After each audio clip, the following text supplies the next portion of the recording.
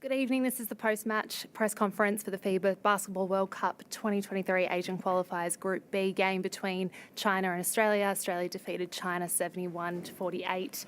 We've got Brian Goorjian and Jack White joining us. Go for it, Gorge. Some comments on the game. Well, just coming into the game, after the last time we played, we did a very good job on them defensively last time.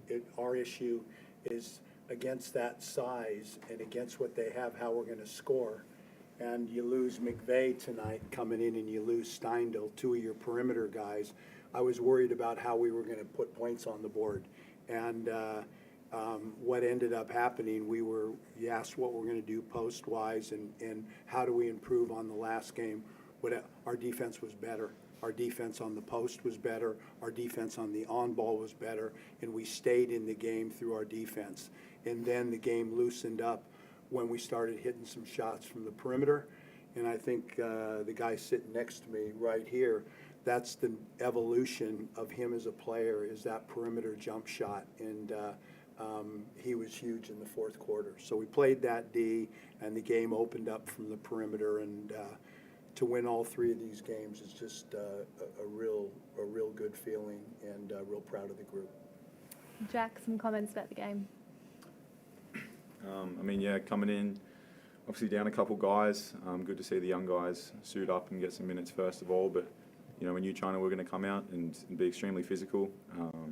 Especially on the boards and in the post, and we needed to combat that with our defense. And I felt like the guys did a really good job. I think we held them to 3 points in the fourth quarter, and just trusting our rotations, trusting our game plan. And I'm just really proud of the guys for being able to get the win. And it's just been such an awesome experience being able to represent my country alongside the whole group and staff, and to do it in Melbourne on home soil has been, just an absolute honour. So just really proud of the boys, really proud of pulling through and getting these 3 wins, and just had the greatest time.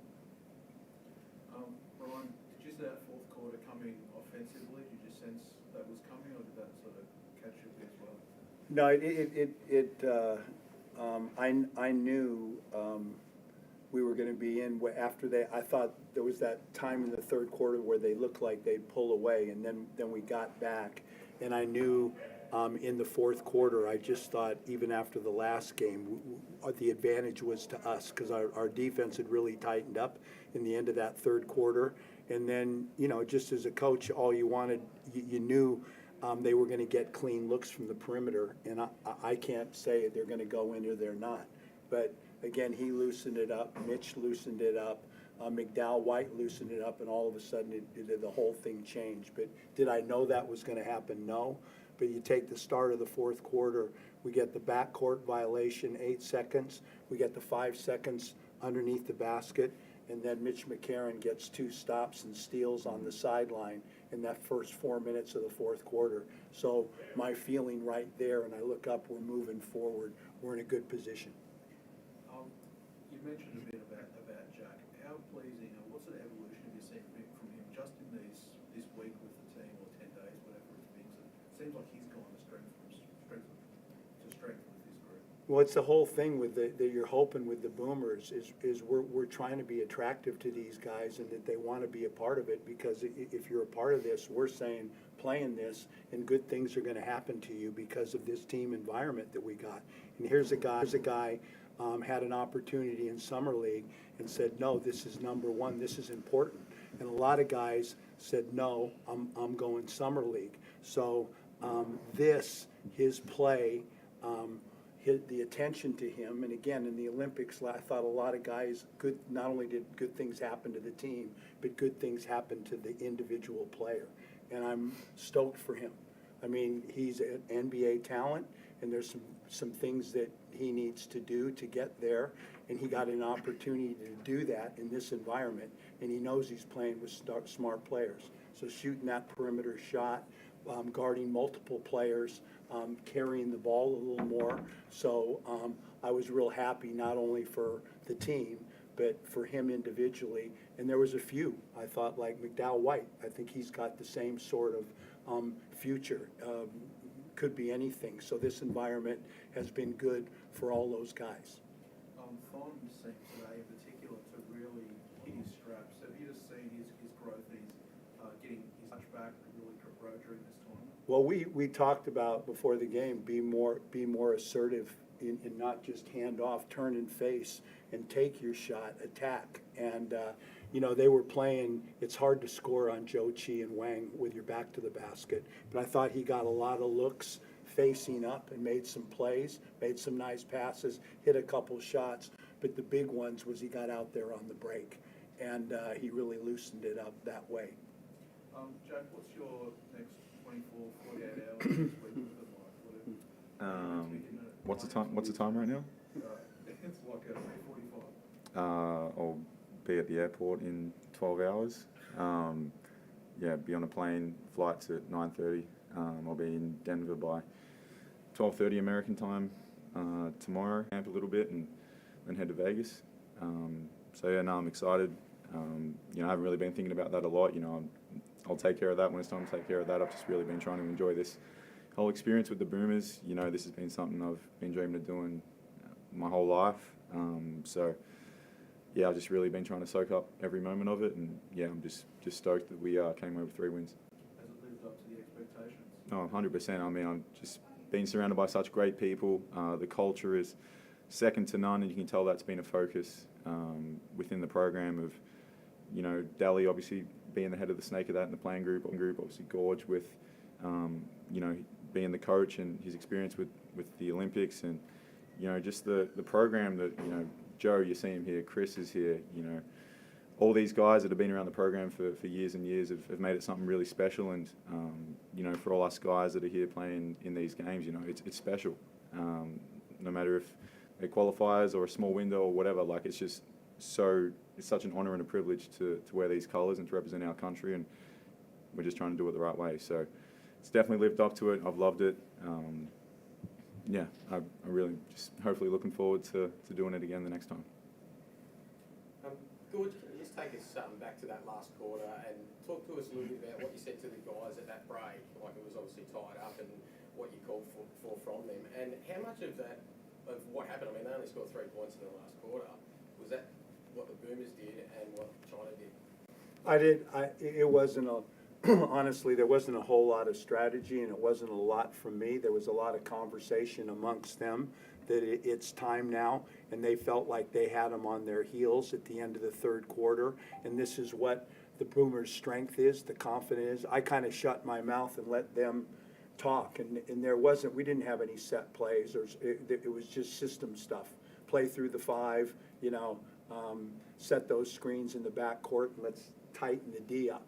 If there was anything that was big as far as a move made, I thought from a coaching staff, it was going with those 3 guards. So we brought that, we moved Blanchfield out and brought in that 3rd guard, and things opened up from there, both on the offensive and defensive end. So again, not a lot of instruction from me. It was the feel the group had on how the quarter ended. Talk to us a little bit personally about what being involved with this Boomers group has been for you, been like for you. Well, to be away from it, it's a unique experience, as I've said, be away from it for 12 years and be a part of something building when Joe and those guys are 18 years old, and then have the rose gold where you come back and they're 32, 33-year-old men, and just see where they've taken it. And this thing, as they all talk about, there's very little time. There's very little practice. So the culture is what gets this team by. It's the effort areas, it's the hustle, it's the defense, it's the rebounding, it's never taking a backward step, and it's ingrained in this. And I walked into that, and I was emotional about it, seeing those guys like they are, and I look forward to it. And I've had fun. Winning always helps, and winning always helps culture. But the day-to-day here, the fun has been brilliant. I mean, being around the hotel, having the meals, being in the bus, the practice session, absolutely 0 issues, no edge, just team. And to be a part of something like that, I certainly don't take for granted. It's a skill. So when you're evaluating someone and you're evaluating a team, that's a skill and it counts. And I think something like this is where it shines through. Being involved with the Boomers, a motivating factor for you when you go on to your next job in China? For sure, for sure. I mean, if I couldn't have continued with the Boomers, I wouldn't have made the move. And I hope that my move is going to help Australian basketball. I really do think the EASL, a lot of our qualifying is teams that I'm going to be playing against out of there, and I think in the big picture, Australia is going to be part of this. And we're going to have a Euro League, and I feel really good if I can be one of the founders in that, one of the first Australians to bring that together, because I think that's the vision for this region. Look at tonight. The atmosphere as a player is electric. Why can't we have a league like that, where China comes here and plays, Japan comes here and plays, Korea, Chinese Taipei, they love their basketball, and we love our basketball. So this is the future. Jack, obviously played with a lot of NBA guys that you play against usually and have rivalries with. I'm interested with you and Jack McVeigh. Obviously, you had a pretty heated, 3-game series in that United series between Tasmania. How do you guys get along? Oh, we get along great. We were at the Institute of Sport together, so we hadn't been on a team together for, I think, 6 years before this window. And I mean, if anyone knows Jack, he's just such an incredible guy, both on and off the court. And when you're competitive, and that's what me and him are, and we come up against each other in a series, you want nothing more than that to be sort of the mood of it. We're going at each other and it's competitive, some words are spoken, but that's just how you should play. And once you cross the sideline and you're off the court, it's where it's left. And for us, like coming in here, it's just been such a fun thing to go up against him again in camp and be his teammate and watch him be successful at this level. And it's just been such a great time having him as my teammate. And regardless of our battles in the NBL and in the finals, it doesn't affect our relationship. If anything, it probably makes it stronger, just because we know we're respecting each other by giving it our best shot. Did you talk about that at all? Did it ever come up? I mean, there were little comments here and there from the Tassie boys on the team, but I just try not to pay too much attention to it, honestly. But I'm sure if it was the other way around, us Melbourne United boys would be throwing some words out. But it's just the fun of it. It's just enjoyable having that banter and those sorts of relationships with people where you can feel comfortable doing that, and you can have a smile on your face. And then when the ball's thrown up, it's business. You're going to work, and I think that's another thing that's a credit to the culture that the guys have created within this program. And it's just been super enjoyable to be a part of. Thanks, guys. This is the end of the first part of the press conference. We'll be back soon. Thank you. Thanks, guys. Thank you.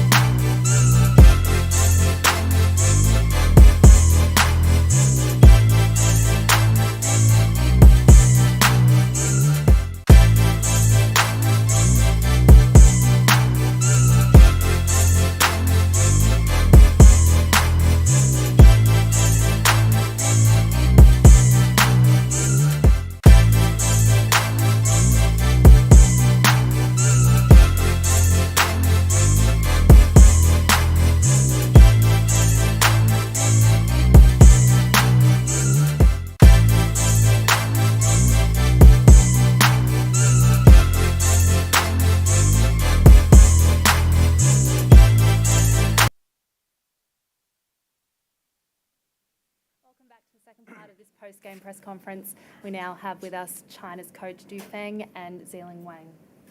Coach, some comments?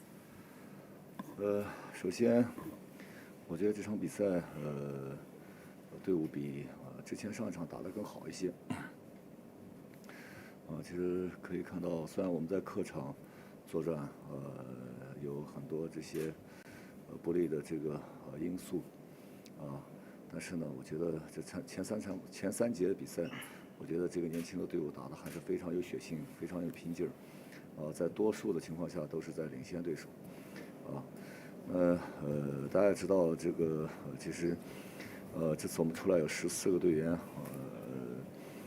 今天这个季伟也打不了，然后孙明辉的手也受伤了，付豪也因为伤病的原因，没有这个出赛，所以今天在人员之使用这一块只有11个队员，也是比较这个困难的，因为毕竟在这么高强度的对抗当中，大家体能这块消耗的还是比较大的。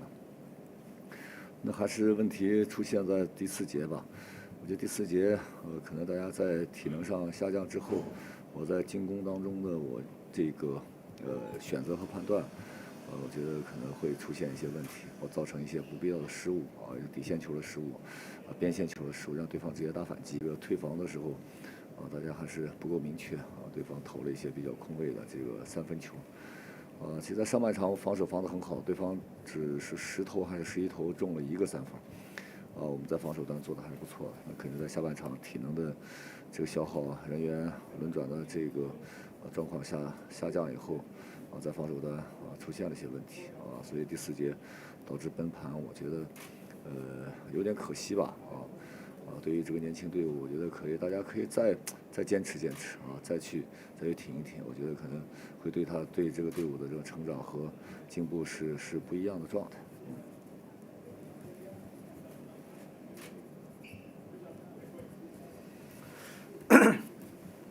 First of all, for this game, I think compared with the first game against Australia, this game is actually getting better. Especially now we're playing in Melbourne. We got some of the favorite like elements, but I think generally like today's game, on the for first, second, and third quarters, I think we play a real great game, and we fight, and even we're leading on the scores. But as you know, right now for our current roster, 14 players, Jiwei is not playing today, and Sun and another guard, his hands got problem, and also the Fu Hao, another big, has got injury. So only today actually we got 11 players in the rosters. So that means we have the less guys for the rotations. So especially on the condition part, when we got a condition problem on the fourth quarter, on the second half, when consuming a lot of energy that part. So that's the time on the BOB out of bound, we got turnover, so they take a chance and scoring on the fast break. And also on the defensive end, on half-court defense, and we leave them like wide open shots, which is the cause for the games. Generally, I think like first half actually, when our condition is good, like for the 3-point, they got 11 attempts, but they only scored 1 or 2 make. But in the second half, when our conditions drop down, especially on fourth quarter, actually, this is killing the game. But as I said, this is like a young team now. This is the time for them to learning experiences as a growth part. And I hope that the next time when they got this fourth quarter's problem, they can just keep up the condition will be getting better. And Zealand, some comments on the game? 虽然是一场很艰难的比赛吧，然后也是上半场大家拼得非常凶，然后到下半场出现了一些问题。我觉得还是怎么说呢，就是督导在场上布置了一些东西，然后我们在体能下降之后的执行力出现了一些问题吧，今天，所以不管是进攻还是防守上，没有去很好去执行一些东西，所以导致了下半场的崩盘。我觉得也是这2场跟澳大利亚比赛学习到很多嘛，然后我们也是年轻的球队，从中也是不断的去进步跟学习，然后明天还有一场比赛，然后希望我们可以好好总结，然后准备好下场比赛。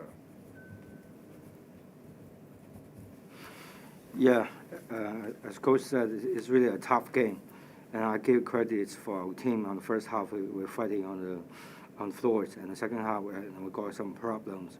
But I think as one of the things is when our conditions drop down, what coach do from the plans or strategy which is give us actually, but when our condition drop down, our execution is not well, right, on both ends, defense and offense ends. So we're just calling a problem, then we'll lose in the game.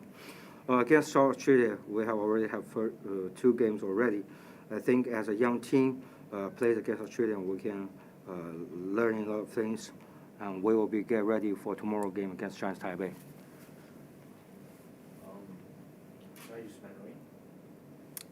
Yep. 都知道在前3节中也打得很好，然后在很多防守策略上面跟上一场做了一些调整，用了很多的换防，而不是再去让后卫去跟。然后从第4节开始，澳大利亚队上了防守以后，他们做了一些调整，然后很多的战术能打出来。我看到很多后卫在最后7秒的时候用了一个挡拆，然后去打球。就是这些防守，就是您觉得有些什么后卫需要做得更好的地方？其实。我觉得今天在场上打球的主要4个后卫，一个是艾伦，一个是赵睿，艾伦是93年，赵睿96年，胡明轩98年，徐杰是2000年，其实都是，特别是他们后面3个后卫肯定相对更年轻一些，那可能在场上因为最后小胡和小徐在场上，我觉得今天的比赛，可能还是给自己的枷锁太大了。太紧了我其实可以看面部表情和嘴，我觉得嘴唇都白了我觉得一直在跟他们讲，我说没问题啊，这个比赛我觉得你就去享受比赛就好了我说比赛输赢，这个你不用去考虑，是吧？输了是我们教练组的责任跟球员没有关系。其实跟队员也在讲这个状态，所以就是可能在场上还是会紧一点然后呢，跟艾伦我也强调了，我说艾伦。我说你在国内是一个很好冲击的球员我说但是到国际比赛遇到一个高强度的队伍的时候，我说你今天是15投3中只拿了6分你这个效率值实在是低得可怕其实这个我觉得是不是可以把球更好的跟同伴分享一下我觉得这个打篮球不是一个人去完成的事情其实有些时候突得很好那么提前的先去给同伴创造一些机会呢分享一下球呢，我觉得其实到最后大家打得太简单了，太简单以后呢，这个球的运转，整个的这个调动防守这一块，我觉得做的都是不是很好。我觉得这个可能就是一个年轻队伍需要去成长的其实我觉得输球并不可怕了，我觉得最主要就是大家知道为什么输，然后呢能更好的总结，然后更好的进步这个才重要，别输了以后第2天又忘了输球是怎么输的了那这个才是可怕的我希望就是大家更好的能总结不光是我们教练组要总结然后呢这个队员自己本身也要总结如何的能跟这些好的队伍学习他们打球的这种风格，球的这种运转和这种无私。我相信我这个因为后来开会没有看，我相信助攻这一块对方肯定要比我们多那我觉得这个如何更好的分享球这个是我们现在真的要去做的。第2个问题就是上场比赛之后，格尔针对周琦做了更多的布置性防守，更多的绕前防守，更多的包夹，更多的在无球手实力对抗反来接球。然后从下半场开始，上半场周琦是0分的，然后下半场以后周琦也做了很多调整，然后我相信您应该做了很多调整。他上半场回来以后，他投进了3分球，他并且他是防守端一直在上半场、下半场都在去出力的。我们看到他很多防守表现。那你认为就是在之后的对阵澳大利亚比赛，针对这样的防守时候，如何可以能更好的去让周琦发挥出来？其实我觉得一个队伍，一个球员，我觉得就是你看他的作用，不是说他得了多少分那其实他在那里，他就是牵扯他就要破坏，让对方去采取更多的办法去防守其实上场前我们说了，他对周琦这种夹击，包括对王哲林的夹击他是单防的时候，他没办法防这2个人我觉得这是我们的强点但是我们也是根据这个情况呢，其实刚才王哲林也说了，我们昨天也针对做了一些这个部署和要求，但其实今天在比赛现场上没一个做到的，没有一个做到，所以我就说这个队员的执行力和我们教练要求的准备会练的，我们准备会讲的比赛前我们练的要求的，就是没有一个做到那这个就是很大的麻烦啊，就是我们在就是一场比赛过后，我们大家都在变，是吧？那变的情况是不是可以大家更专注的按照教练的意图去执行下去呢？我觉得这个需要大家共同去努力吧。我觉得共同去努力，然后去改变啊。所以我觉得周琦他在那里不是说拿多少分他在那吸引就是给球队最大的帮助。Thank you, China. This press conference is now over. Thank you. Thank you.